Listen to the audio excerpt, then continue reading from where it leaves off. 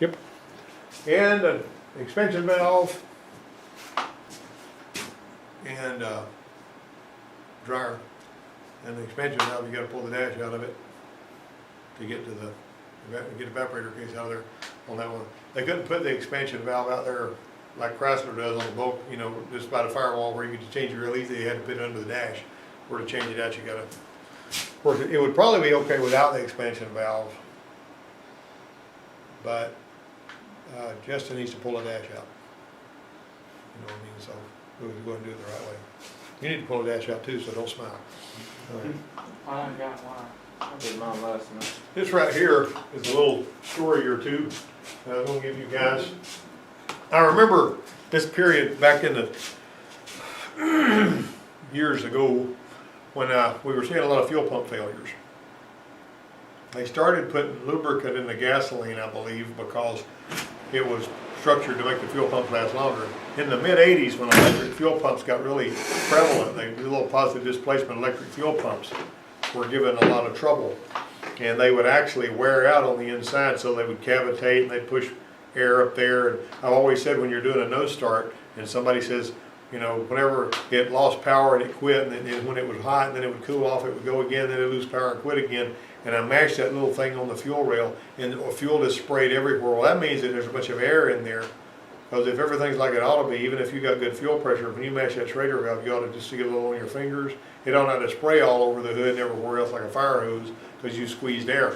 That's an indication right there you got a fuel pump problem. But anyway, they put this stuff in there to, you know, lubricate the fuel pumps now so that they don't wear out so quick, and that's why you don't see all that many fuel pumps going bad. Like they were dropping like flies back in the mid-'80s. But I'd seen so many fuel pumps die that I got used to that. And I'd pull it in, no fuel pressure, check the inertia switch, you know, and I'd say, yep, we gotta, you know, sometimes you'd hear a fuel pump, sometimes you wouldn't. Sometimes fuel pump being noisy wouldn't put up any pressure. So anyway, I popped a fuel pump in this one Taurus that I worked on, and because I had done so many of them, I said, oh, that was really not very wise because I didn't have fuel pressure still.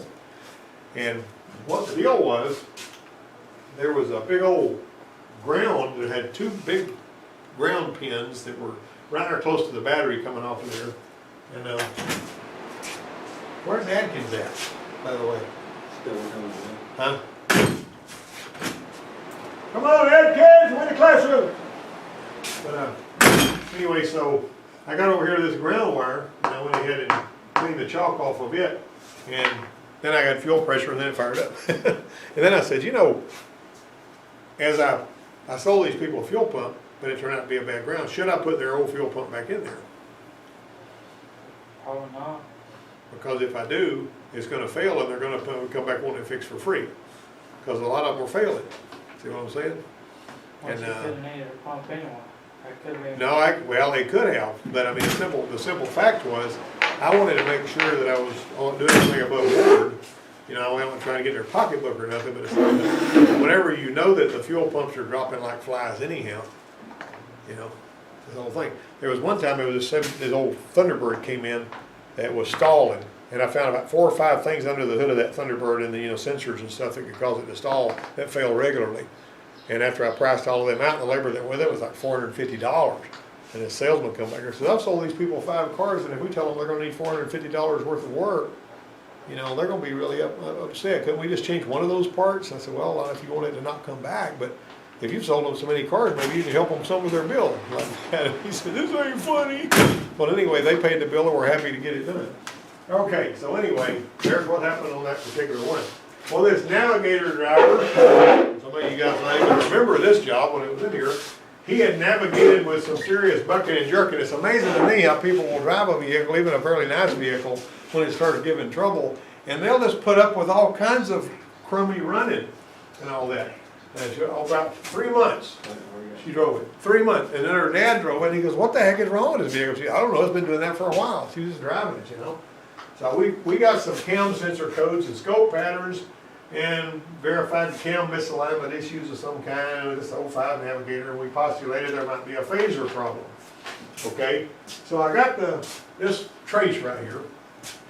This was our trace right here, and this is what the trace was supposed to look like. Do you see what's going on here? You see the correlation there? Do you see how these are lined up perfectly? Right here, and up here, they're out of line. You see that? See how down here, you got 2 and 3 and 2 and 3 and all that? But the long and the short of it is, there was a problem here. There's your crank sensor, these are your 2 cam sensors.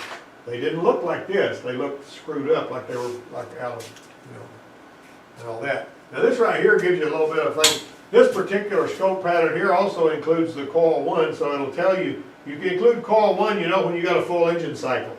So you know what's supposed to be happening in between there.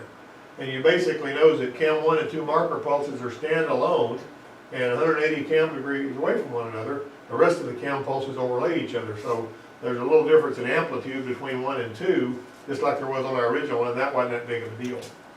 Okay, so the picoscope pattern we got from the 2 cam sensors and the crank sensor pointed to a concern on number 1 bank's camshaft.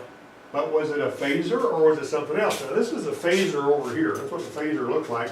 And basically this gear can turn separately from that. It's got springs and vanes in there with oil pressure driven and all that. You got 3 of these on one side, 2 on the other side. And that's what's whirling past the cam sensor. Alright, so we brought it over here. If you bring this thing up so that that middle one is there, on the one that you're suspecting is giving a problem, if this vane is lined up with that L, now this is looking at it kind of from the side so you can see the vane in the L, but if that vane's lined up so that you can't see that L but you can look around and see the L, you know this is okay. But if that's out of line, you know you got a cam phaser problem. That's the whole deal on that. Okay, so that one wasn't the phaser. It wasn't a phaser problem, but we did have a cam that was out. That's what it looks like when you pull the valve cover off. That's all you've seen now. This is the tool, that little tool that goes with it, and then here's your 2 phasers, you know, and basically you notice you got an L and an R on there and all that, so you'll know how to line all that up. But anyway, when you're replacing the phasers and not the chain, you use that little wedge tool, and this is how it works. It goes down in between there, and you cram it in between that chain right there so that this tensioner can't shove out and keep you from being able to put it back together. That's how that thing works. That actually comes with those deals. And then you describe you some marks there, but the wedge tool prevents that oil pressure driven tensioner from extending during the replacement of the phaser. We were going deeper than this, so we didn't use that. We were actually going to replace a bunch of other stuff down in here. But the valve covers and the timing cover off, we discovered the real problem, which was more common than phasers. The straight fixed slide on the upper stretch of chain number 1 bank had disintegrated, and the chain had been whipping around in the valve cover, letting the gear just go this way and that, and it was making it buck and jerk and everything else. Alright, this is what was missing right here. You see that? This is what it kind of looks like. There, you notice you got a tensioner on the bottom, you got a tensioner on the top. These chains right here are real similar. If you just laid that over, you got the same kind of deal. See, this is on that side, and the tensioners here and here. And usually when you buy a kit, it comes with, you know, phasers and a water pump and a whole bunch of other junk. But anyway, this right here that you're seeing here was busted slam off, and there were pieces of it laying all in the cover when we pulled it off. That wheel down there is the one the crank sensor reads off of, incidentally. Alright, this one here would get the phasers, after all, with the new timing chains and all the stuff that goes with it. It would have been a 14-hour flag if you were doing it in a dealership or in an independent shop either. But 4 more vehicles rolled in while the Navigator was under repair. Let me back up, that bumped too quick. 99 town car with a number 4 misfire, 02 Taurus, the owner's had an underload bite at 45 miles an hour, a Tahoe with an intermittent no start problem, and an F-150 with all these electrical gremlins. Everything was going crazy on that F-150. Alright, so the town car's number 4 plug well passenger side rear was loaded with coolant. And this heater hose comes off of the passenger side, rear side of the intake manifold, and that does not screw in there. That is actually sort of staked in there. It's a strange hookup. You can't screw it out of there and put it back in there and fix it. But it was leaking right there, and it was running right down in that number 4 spark plug hole, and it was full of water. It's sort of a pressed-in deal or something. So you got to replace the manifold. And the manifold on that car is not that hard to replace either. I used to do one in 45 minutes, and it pays something like 3 hours. The Taurus wasn't so cut and dried. The only thing they said was they had a 45 miles an hour irregular misfire bite, and that typically means you got a bad plug or wire or something like that. So I fired it up to drive it into the service bay, and it was surging so bad that you couldn't hardly pull it off in any gear even when it was cold. This thing ran terrible. And all he was complaining about was a misfire bike. I guess he was used to all of this, I don't know. Well, there wasn't any need to go for a test drive, I just pulled it right into the service bay. You know, so what we had right here, we looked at the, you know, scan tool stuff and all that, and unplugged the mass airflow sensor with a hunch. Just unplugged the sensor, and it ran about 60% better. It made a big difference the way it ran. That was really dirty. How does the mass airflow sensor get dirty? The air filter not getting changed. Or the air filter with holes in it?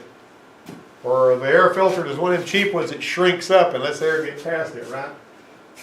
Alright, so we put it with a Emanuel factory one from the parts store. Mass airflow was dirty. And we got this right with this little bite right here that we got on the IDS. And it dropped out, whatever. That's why the IDS is so wonderful when you're looking for just a bite. That thing will catch a single misfire really good. Nobody else has that I know of. But you can look at mode 6 data and find misfires really well that way. So, but anyway, you won't see something like this, but you'll see numbers and all that. Well, we put basically a #1 spark plug there that was cracked. He had put plugs in it, and he cracked a plug. We replaced that cracked plug, and that one was gone. Well, the Tahoe was a new Frontier that was more interesting than the Taurus and a bit trickier. And I could never get it to hard start. I tried and it didn't start good every time. Sometimes it just wouldn't start for 3 or 4 hours, and it started and it'd go on. So the fuel filter was so old when we took it off of there that when you'd shake it, it would rattle. That's an old fuel filter, you know. So, but anyway, the Tahoe failed to start. We'll have to put them plugs in there next time. We had issues with a purchase order. You know, there's some kind of red tape going on everybody's POs. Okay. So I put the thing in there for you to sign, so the next time the plugs will be here, we can slam them in there. You want me to sign it, leave it with you, or Just sign it, and if you can sign it, leave it with me, or sign it and drop it off. Either way works for you. Doesn't matter. And give it to Darlene Hogg. Okay, I'll do it. All right. But anyway, she drove the Tahoe. He never used E85. See, bad fuel composition sensor signal. So a composition sensor, this thing can burn up to 85% alcohol and anything in between there. And the fuel composition sensor measures the mix of alcohol and gas, and it basically changes the way the fuel. Now, if you're going to burn alcohol, what does that do to your mixture? It makes it richer, so you gotta lean it out. Well, actually, you've got to make it richer. But don't You got to richen it up. But you gotta. Yeah, it burns at a different rate and everything Yeah, else. but you gotta lose some time in there. Yeah, there's a lot of stuff goes on. But what I mean is, whenever you're starting it, what happens? How's that going to affect the starting of it? Usually, they hit the E85 and run the road. It puts more in there. And if it doesn't have alcohol in it, and it says it does, it puts too much in there and it wets the spark plugs and then it won't start. Alright, so here we were, we had a code for that. PO178, fuel composition sensor circuit low, last test failed. And it showed a PO178 and it pointed to the fuel composition sensor. When we chased it, we got a 56 hertz reading with a meter on a signal wire that conflicted with a scan tool pin reading 43. We read 56 hertz actually measured at the sensor, but the scan sensor said 43. The scan tool, what should we believe, you know? The PCM is what's doing the, you know, making the decision. And if it's reading 43, that's what it's going to act on regardless of what we read under the truck. Well, was the PCM smarter than the meter? This thing right here is mounted right up under there on the left side of the truck. And that's what it looks like. $700 at the dealer for that. You know, just tell them you need to buy one of these and slam it on there thinking that might be what's wrong, you know? It's pretty spooky, isn't it? So I wanted a confirmation. But anyway, what happened, and this was I backed up over there, I showed you that the boy said he never used any of that E85 stuff, and it was telling us we had a lot of alcohol in it that wasn't there. That was the problem.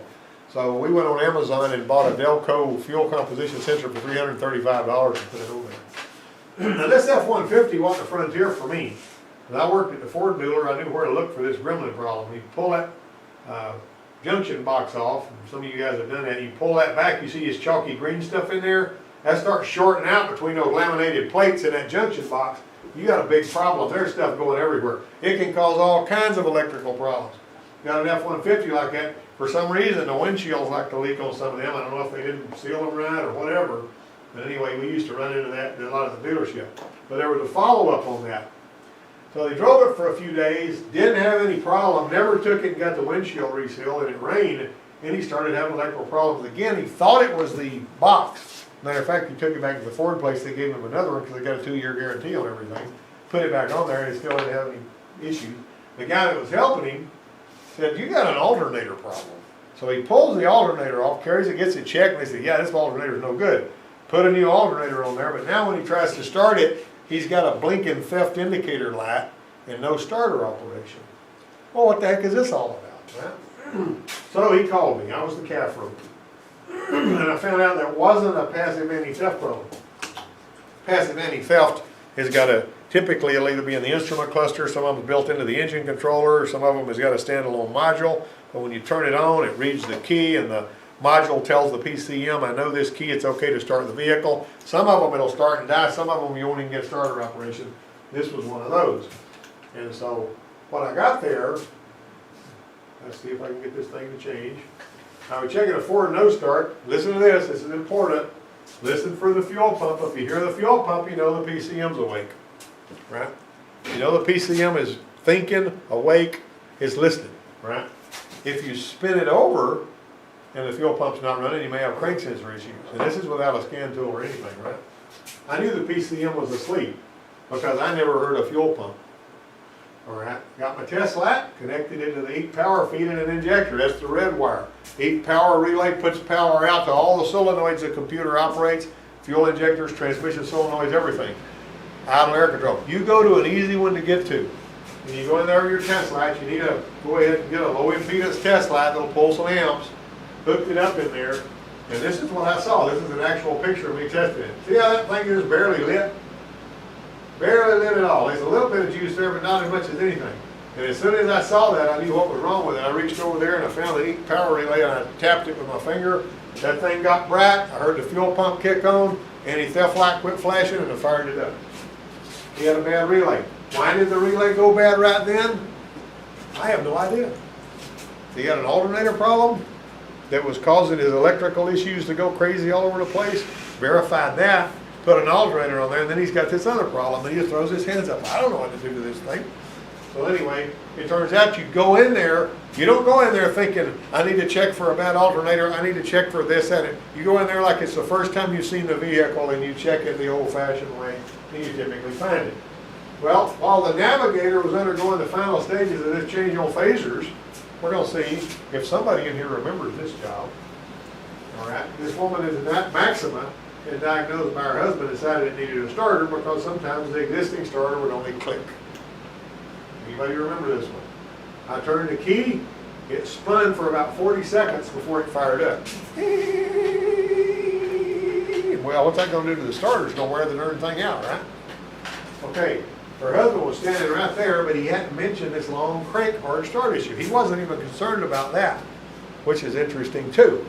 You know, if I've got one that I'm going to spin it most of a minute before it starts, I'm not going to like that. Are you? You know, but he didn't have a problem with it because they didn't get used to it. That's part of the reason he was killing the starter. Okay? It wasn't a frontier for me. I had the idea it probably needed a chem sensor on one make or the other. Anybody remember this one? All right.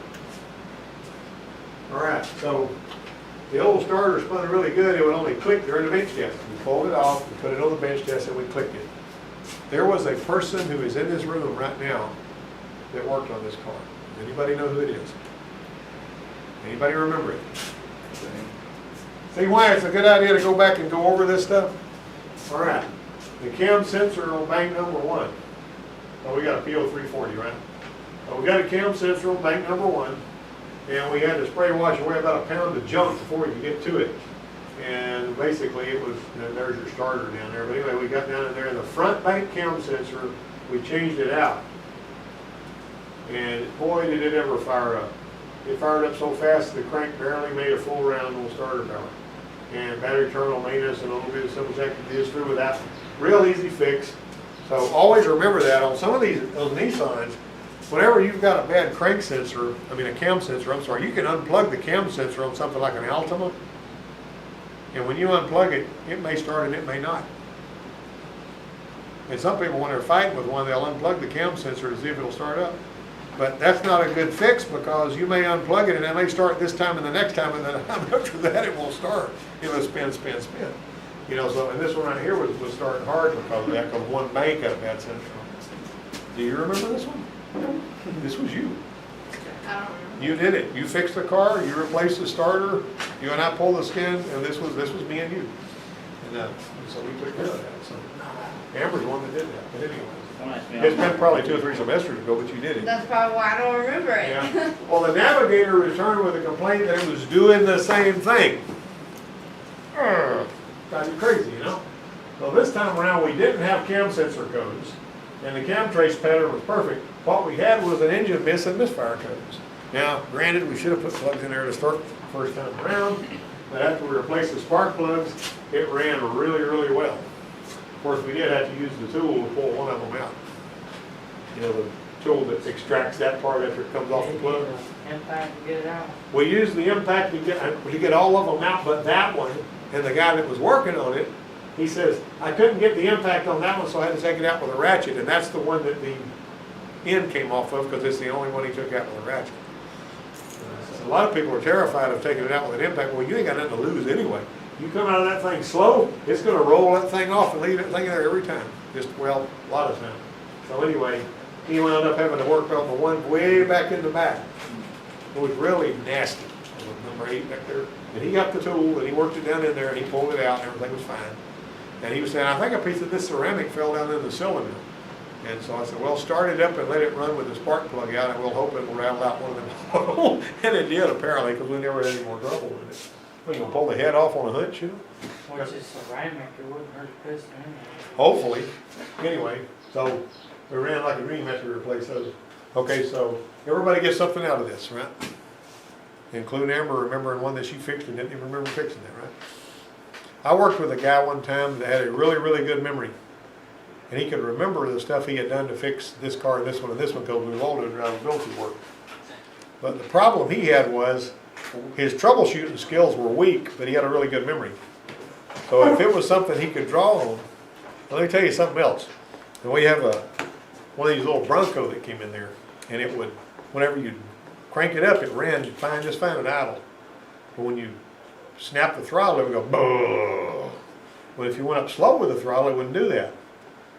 You could cover up part of the intake, and it didn't have a mass airflow sensor, but you could cover up, you know, part of the intake, you know, inlet, like let's take the hose off, and it would go boom, boom, boom, raise up, rev up just beautifully. Now this one had a distributor on it, wasn't, you know, and it did have fuel injection. So what do you think was wrong with that? Was there had mass airflow to them? Didn't have mass airflow. Low fuel pressure? Didn't have low fuel pressure. It wasn't even fuel related. But when you partially covered up the air, it would rev up normally. And I told him, I says, that's not a fuel problem. And he goes, I know what I'm doing. Well, I had trained the guy, and he thought he knew what he was doing. He cleaned the fuel injectors, and it was just like it was. Nothing changed. You know what was wrong with it? The rotor was burnt through. Now, on your old Chevys, when the rotor was burnt through, it wouldn't even start. But if there's enough distance there, like on the other ones, well, it wouldn't. I'm talking about like that one out there, and that's easy to troubleshoot. Because you got no spark coming out of the spark plug, you pull it out, you see a rotor burn. But when it's cranking and running, and it won't take the gas because the rotor's burnt through. See, when you go to give it the gas, all that extra air going there increases the spark is required, and it starts punching through that rotor into the, like that. But you cap it off, you're getting rid of some of that air that's, you know, causing the resistance. Anyway, that was pretty interesting. I had seen that before, though. I'd been smacked around on that before, and I'd had 2 or 3 people run into those kind of problems. And I would tell them, you need to check the rotor on that. And they said, well, why in the Sam Hill when I cover up the thing? Well, you know, they weren't thinking it all the way through. And the first one I ran into, like that smacked me around for a while before I figured it out. Anyway, remember this and take it with you.